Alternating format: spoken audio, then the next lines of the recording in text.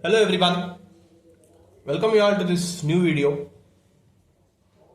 So in my previous video I had discussed with the concept of H-plane T, and in that concept we have seen with the what do you mean by H-plane T and how the ports are arranged in H-plane T.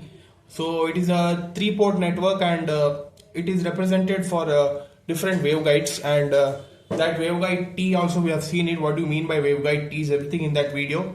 Full of the basics I've covered the waveguide T's and one concept related to H-plane T just before this video. Okay, so those are new to this video, please go and watch that because that is very important. So in this video we are going to discuss with one more kind of concept, that is E-plane T. Okay, E-plane T, or it is also called as series T.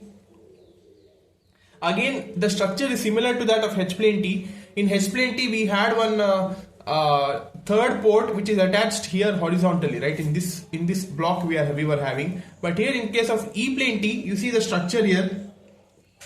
Again, here we would be having one collinear arm and the side arm which is getting attached between port 1 and port 2, and there is one port 3 formed in between port 1 and port 2 just upwards. Okay, so that's why in this 3D structure, this is the 3D structure in which the E-plane T is represented. Okay, so with this the E-plane T structure, it looks like this, and this is the two-dimensional two figures where one is input through main arm, okay, and input from side arm. Okay, so these are the two ways in which the inputs can be traveled with respect to 3 of the ports which is mentioned here. So in this input through main arm means from port 1, from main arm, if the input is getting traveled, the output would be generating from port, it would be traveling like this and it would be generating from port 3. Okay, so this is the outward sign of port 3 here, this side.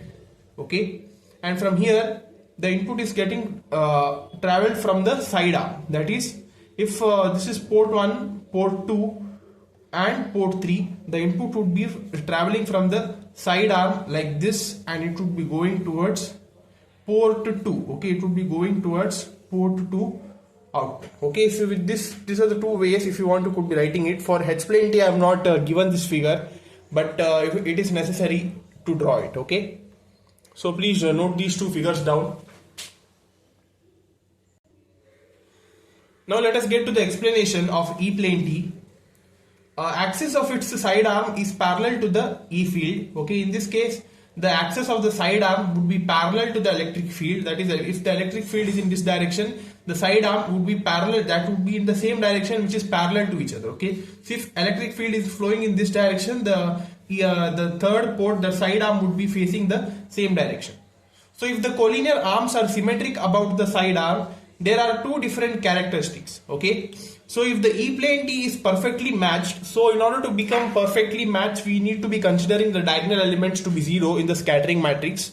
So here we are having 3 diagonal elements. Since we are having 3 ports, so it would be a 3 cross 3 matrix, and all the diagonal elements would be equal to 0 for being perfectly matched. Okay, so that I've already told you the condition of a matched condition. So that's why here S11 equal to S22 equal to S33 would be equal to 0, because there will be no reflection. So if you want to be a network to be perfectly matched, then the condition, it should be that the diagonal element should be 0. It concludes that there would be no reflection when the waves are fed into the side arm. Okay, that is at port 3, when the waves are fed into port 3, then there would be no reflection. So in this case again we are considering the same thing which we are considered in case of H-plane T, that is from port 3 we should be feeding the waves. Okay, so now let us see what are the conclusions from this.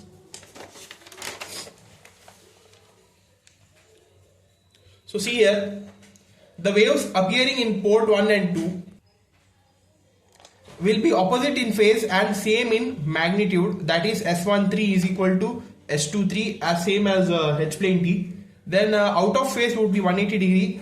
Then these are the scattering coefficients which are mentioned here in this case. That is, S13 is equal to minus S23 because it is opposite in phase and same in magnitude. So that's why the waves appearing in case of series T would be opposite in phase, whereas in case of H-plane T it was in phase. Here it is out of phase, so that's why all the coefficients which you had considered for H-plane T, the same values, but here in this case you should be taking the negative of that. That is, scattering coefficients would be some out like this, that is S13 would be equal to minus S23, S23 would be equal to minus S13, and S31 would be equal to minus S32. Okay, so these things you need to be substituting in the scattering matrix order. First write the 3 cross 3 general matrix, then that is S equal to S11, S12, S13, S21, S22, S23, S31, S32, S33. Now assume that port 3 is perfectly matching. So here in this case again we are considering port 3, so S33 element you should be equating it to 0, that is no reflection.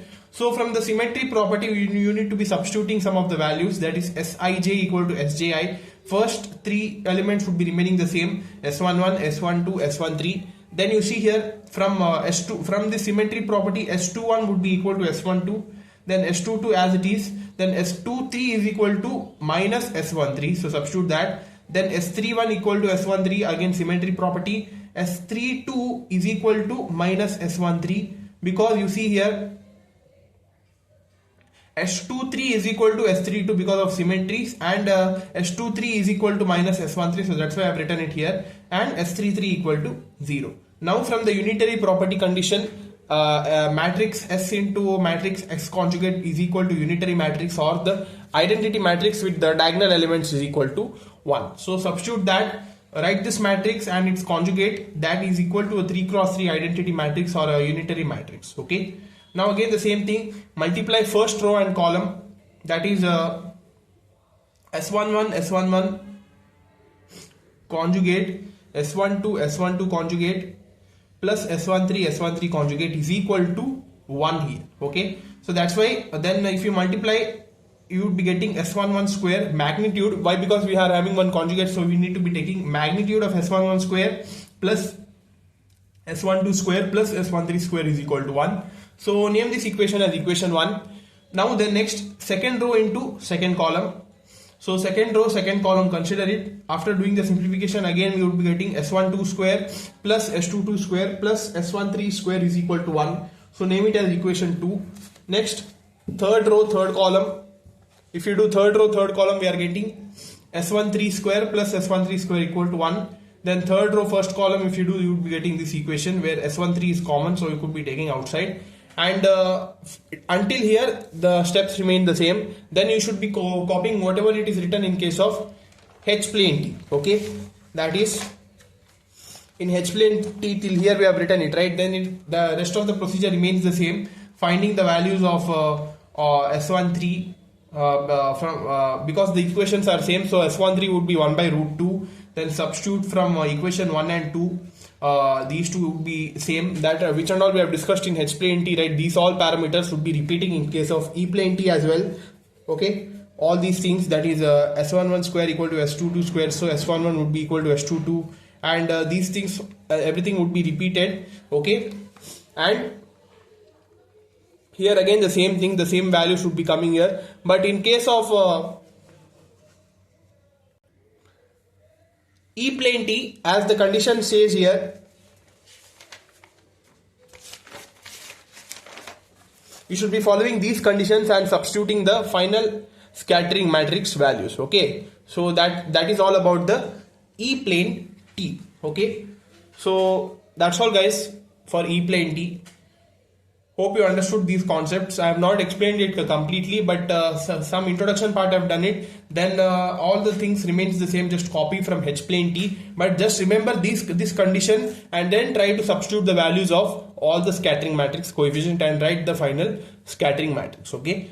So this is all about E-plane T guys. In the next video we are going to discuss with the main concept that is called as magic T. Okay. Magic T, that we are going to discuss in the next video. So stay tuned, like this video, subscribe to our channel, keep supporting. Thank you.